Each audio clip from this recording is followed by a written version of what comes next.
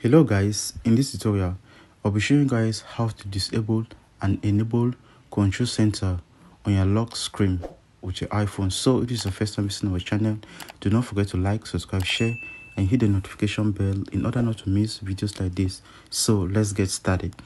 The first thing is that you simply need to go to your setting. So once you're there, you simply scroll down, you are going to see control center. You click on it. So after which you are going to see access within apps. So you simply need to disable it.